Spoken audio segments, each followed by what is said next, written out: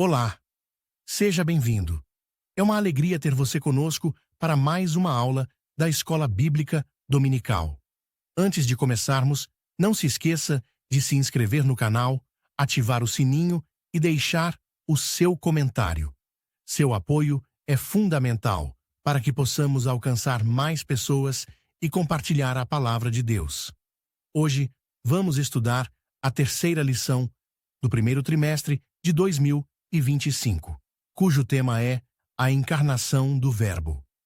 O texto áureo de nossa lição encontra-se em João, capítulo 1, versículo 14, que nos diz: "E o Verbo se fez carne e habitou entre nós, e vimos a sua glória, como a glória do unigênito do Pai, cheio de graça e de verdade." A verdade prática destaca que a vinda do Filho de Deus em forma humana é um fato presenciado por muitas testemunhas.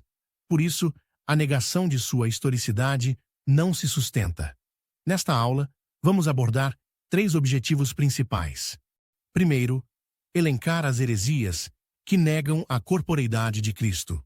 Segundo, descrever a afirmação apostólica sobre a corporeidade de Jesus. E, por fim, relacionar como as heresias que negam a humanidade e a deidade de Cristo se manifestam atualmente. Agora, vamos à introdução da nossa lição. Aqui, vamos refletir sobre a apologética cristológica com foco na doutrina da encarnação de Jesus. Este estudo nos conduz ao entendimento da humanidade de Cristo. É fascinante perceber que o apóstolo João, ao exaltar a natureza divina de Jesus, também faz questão de destacar que ele viveu entre nós, compartilhando da natureza humana com um corpo físico real. Essa lição é, portanto, uma defesa robusta da humanidade plena de Cristo. Nosso primeiro tópico abordará as heresias que negam a corporeidade de Cristo, começando pela definição do docetismo e suas distorções sobre quem Jesus realmente foi. Mas o que é o docetismo? Vamos ao primeiro subtópico. Desde os primeiros dias do cristianismo, compreender quem é Jesus Cristo tem sido central para a fé.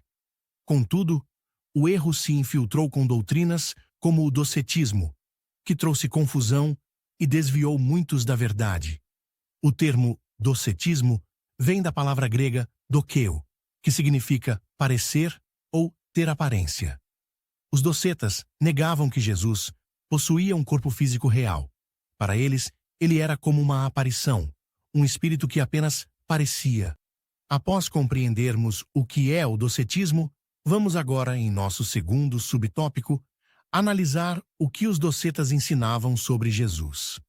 Eles negavam categoricamente a humanidade de Cristo, distorcendo o testemunho bíblico de que Jesus viveu plenamente como homem.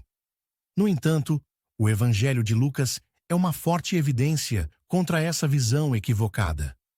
Lucas, com seu olhar de médico e historiador, oferece um relato que refuta diretamente essa visão distorcida. Ele descreve a humanidade de Jesus de maneira profunda e tangível. Jesus não surgiu do nada, mas nasceu em uma família, cercado de parentes, amigos e conhecidos. Pense em Zacarias, Isabel, José, Maria e tantos outros. Esses personagens reforçam a realidade humana de Jesus. Lucas também nos conta detalhes de sua vida cotidiana.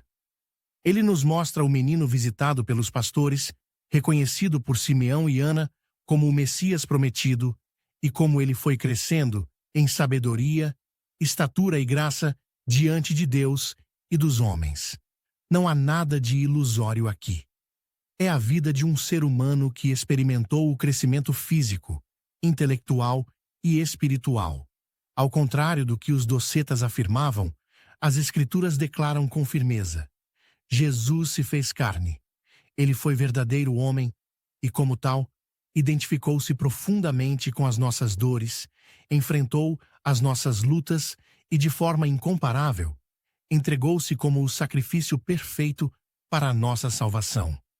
A humanidade de Cristo é a base da nossa esperança. Sem ela, o sacrifício na cruz não teria poder para nos redimir. Qualquer tentativa de distorcer essa verdade deve ser rejeitada, pois ela atenta contra o coração do Evangelho. Agora, em nosso terceiro subtópico, vamos examinar o que os principais docetas ensinavam sobre Jesus, destacando suas interpretações sobre a natureza de Cristo. 3 dos principais heresiarcas, com suas visões distorcidas de Cristo, negavam a sua verdadeira humanidade. Vamos conhecê-los e entender suas falsas doutrinas. O primeiro deles é Cerinto. Contemporâneo do apóstolo João em Éfeso, ele foi um dos primeiros a adotar e propagar o docetismo. Cerinto ensinava que Jesus não nasceu de uma virgem, mas de uma união comum entre Maria e José. Para ele, Cristo não era verdadeiramente humano. Sua aparência humana era meramente ilusória. Cerinto afirmava que o Cristo divino desceu sobre o homem Jesus no momento do batismo, mas se afastou antes da crucificação. Essa visão negava tanto o nascimento virginal quanto a plena divindade e humanidade de Cristo. O próximo heresiarca foi Saturnino, o principal representante do gnosticismo sírio. Saturnino ensinava que Jesus não nasceu fisicamente e que sua forma humana era uma mera aparência. Para ele, o mundo material era inferior e corrompido, e por isso, um ser divino não poderia ter uma forma física. Saturnino pregava um Cristo que parecia humano, mas que não possuía realidade física. Por fim, temos Marcião, um dos fundadores do gnosticismo. Marcião também negava a humanidade plena de Cristo. Ele discordava da doutrina cristã ortodoxa, alegando que Cristo não possuía um corpo físico e que sua aparência era ilusória. Para Marcião, a divindade e a humanidade de Cristo não podiam coexistir plenamente, e ele rejeitava qualquer ensino que afirmasse o contrário. No entanto, a Bíblia refuta essas interpretações heréticas de forma clara e contundente. Ela declara inequivocamente que Jesus nasceu como homem. O Evangelho de Mateus registra que Jesus veio ao mundo em Belém, na Judéia, durante o reinado de Herodes, conforme está escrito em Mateus, capítulo 2, versículo 1. O evangelista Lucas também atesta essa realidade histórica. Em seu Evangelho, no capítulo 2, versículo 11, ele detalha o nascimento de Jesus, anunciando-o como o Salvador do mundo. Além disso, a Bíblia afirma a realidade do corpo físico de Jesus. Em João, capítulo 2, e versículo 21, o apóstolo João ensina que, ao mencionar o templo de seu corpo, Jesus se referia ao seu corpo físico. A verdade bíblica é firme e inquestionável. Jesus Cristo, o Filho de Deus, não veio de maneira ilusória ou apenas aparente.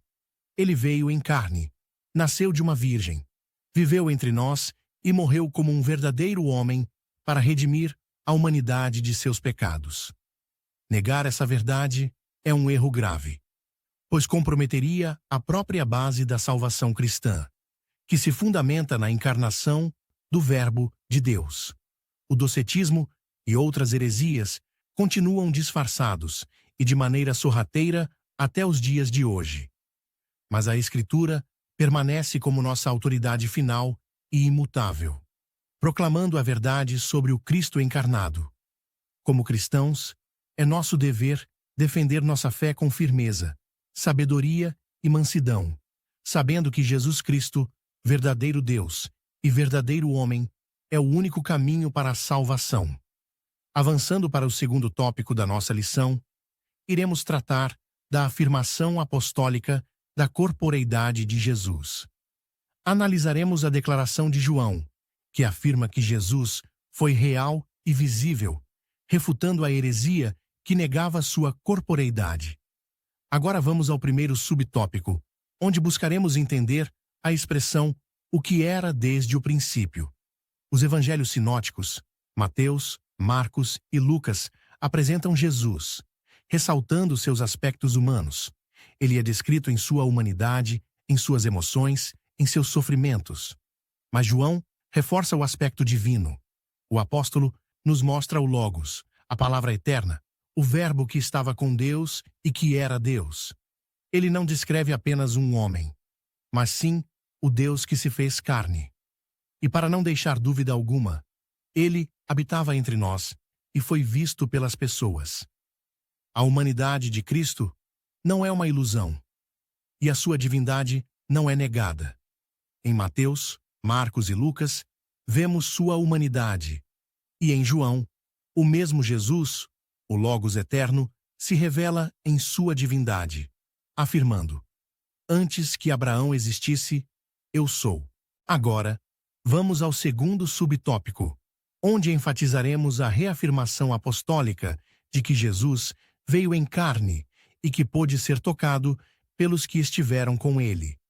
O apóstolo João, com uma convicção inabalável, nos dá uma das declarações mais lindas e profundas sobre a realidade de Cristo. Ele escreve: o que vimos com os nossos olhos, o que temos contemplado, e as nossas mãos tocaram da palavra da vida.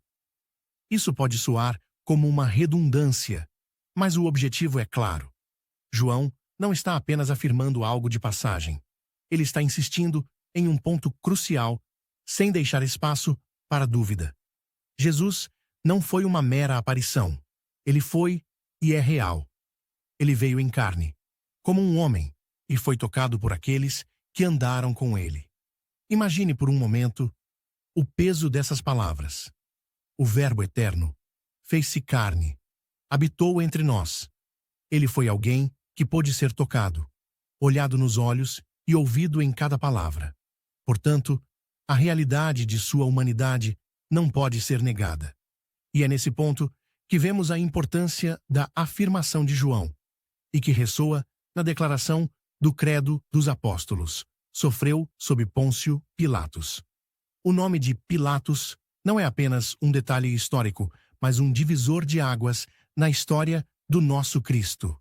Ele coloca a crucificação de Jesus dentro da história humana em um momento específico e inegável.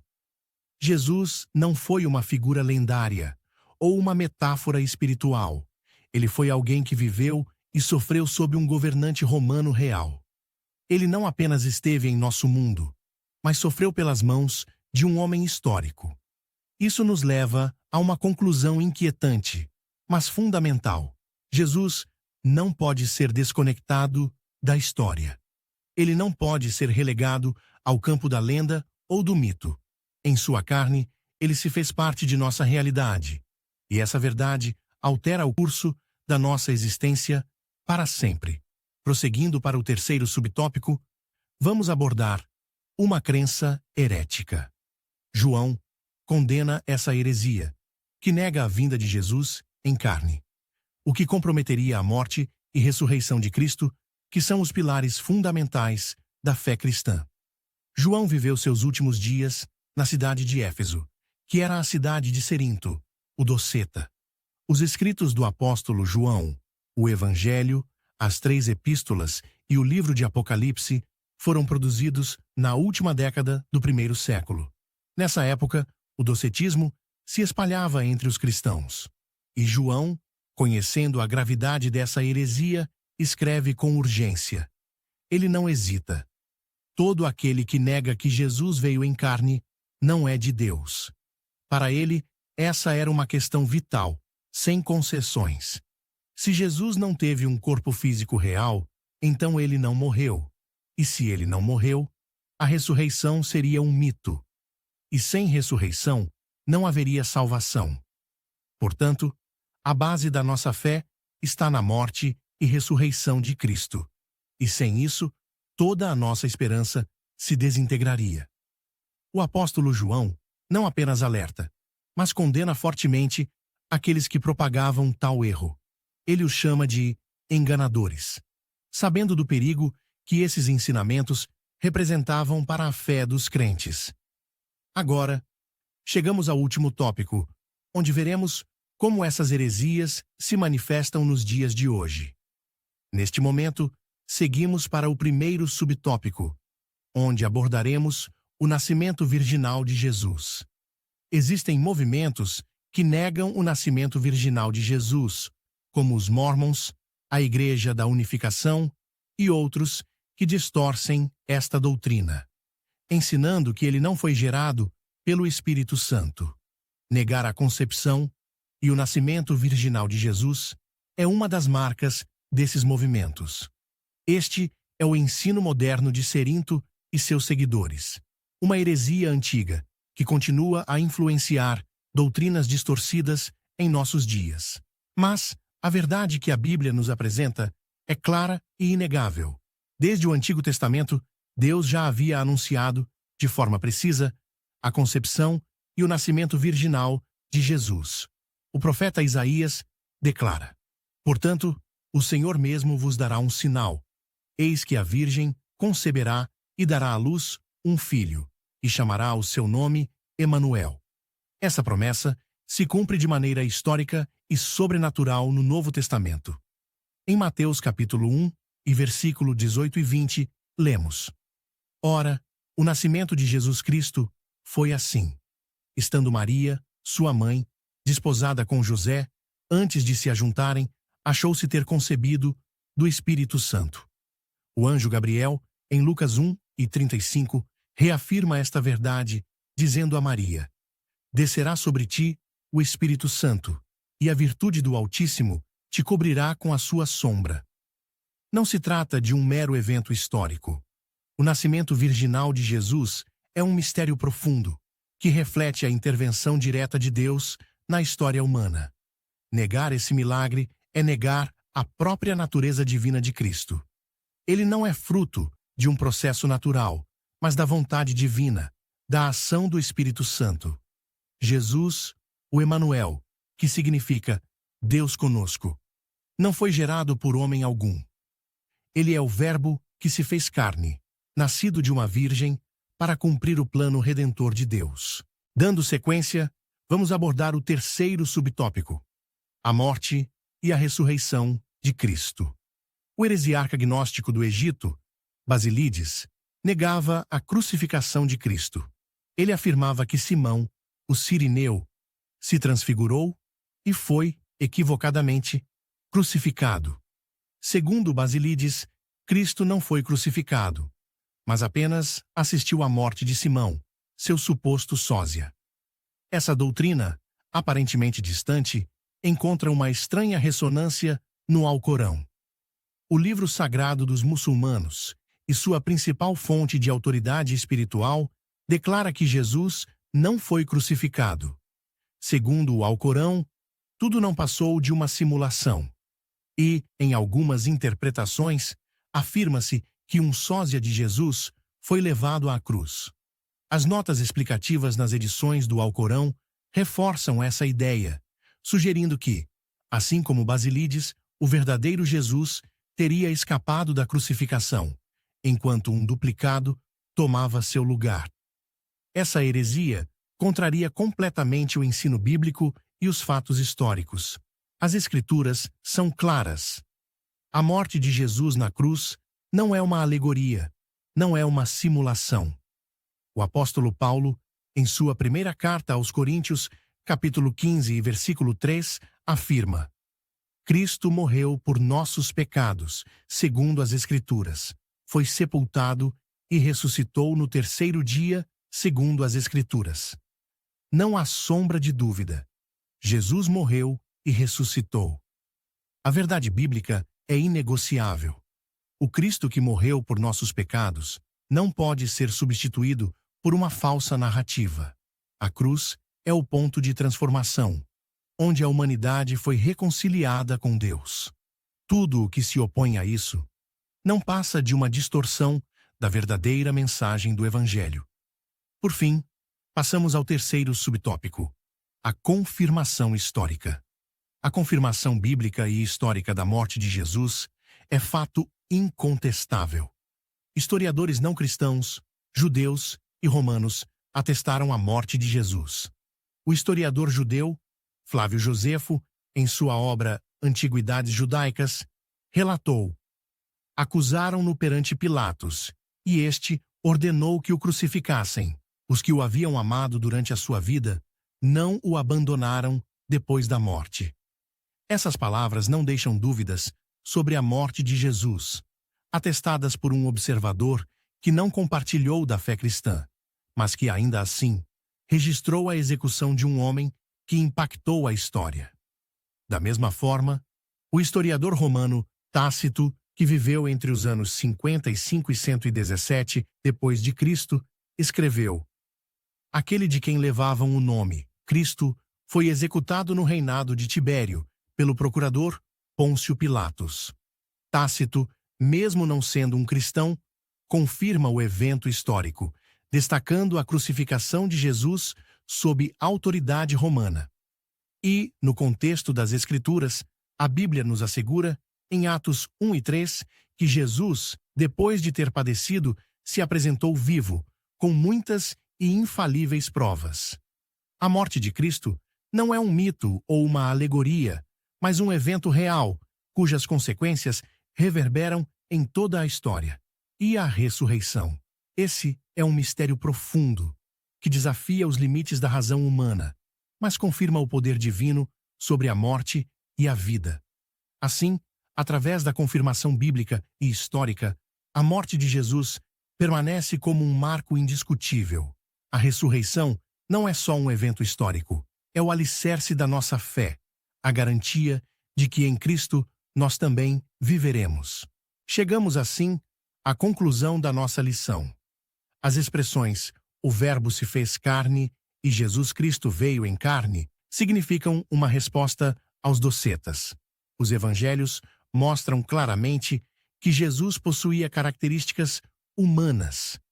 Ele assumiu um corpo físico porque o pecado entrou no mundo por meio de um homem, e pela justiça de Deus precisava ser vencido por um ser humano.